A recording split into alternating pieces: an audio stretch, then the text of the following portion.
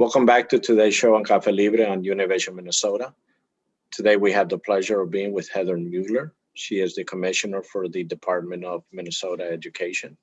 Welcome to the show, Commissioner. Thank you very much. I really appreciate being here.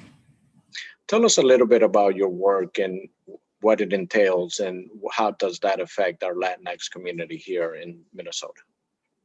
Well, as the Department of Education, our role is really to look at the education system in general and to ensure that we are working with our school communities, working with our teachers and our communities in general, and our families and students to ensure that we are providing a high quality education across the state and looking at that not only for equality, but also for equity.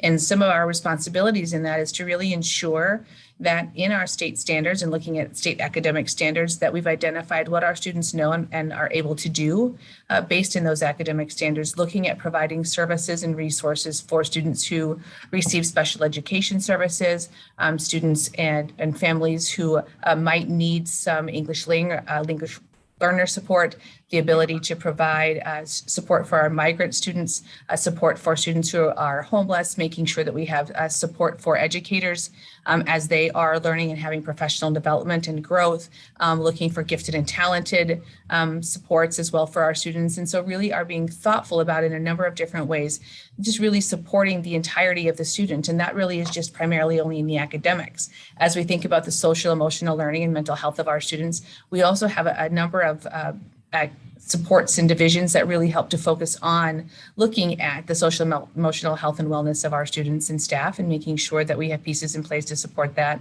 in the area of mental health as well. Yeah, as obviously we all know, coming off this past challenging year because of everything with the pandemic and distance learning, et cetera.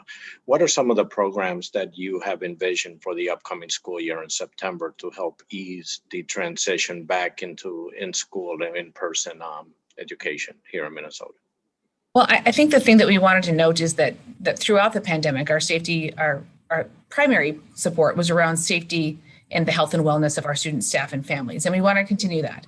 We know that there are a number of families who are nervous about coming back into school buildings if they haven't done that over the last year. They may not have been able to be vaccinated, or they may choose not to be vaccinated. And so we also know that there are concerns as people are thinking about that. And so one, we want to be able to ensure that our families and our students know that we are doing everything we possibly can to ensure the safety, health, and wellness of all of them.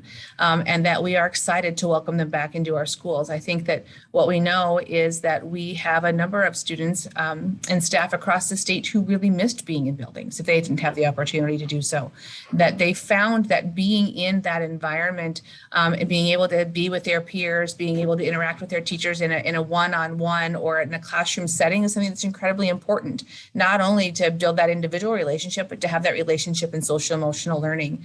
And it also helped with academics. And so we know that we want to ensure that as they're coming back, we're building those solid relationships, that we're taking the time that we need if students haven't been in the building for a while to be able to reintroduce people into that setting. And then also to really take the time to get to know our students and families, not only for their social emotional support, but also for their academic learning. We know that we have students who may have struggled in distance learning, and it may not have gone the way that it would have gone had they been in a classroom setting. And so we want to know where students are at so that way we can make a really concerted effort to provide a differentiated approach to each individual student. And so I think that those are some of the pieces we really want to look at.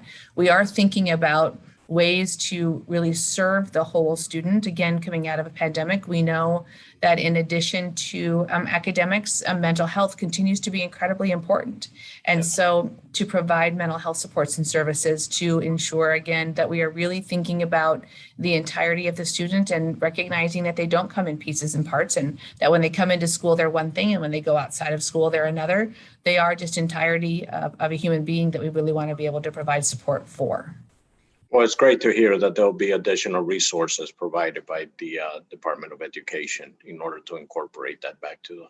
What type of advice do you give the parents and the students as they head back into the school year in September? Well, I think that the first thing is to really take the time to meet your teacher and or partner with your schools and really talk just a little bit about what your student needs. As family members, you know your student the very best. You have been with them for the last year and a half at least.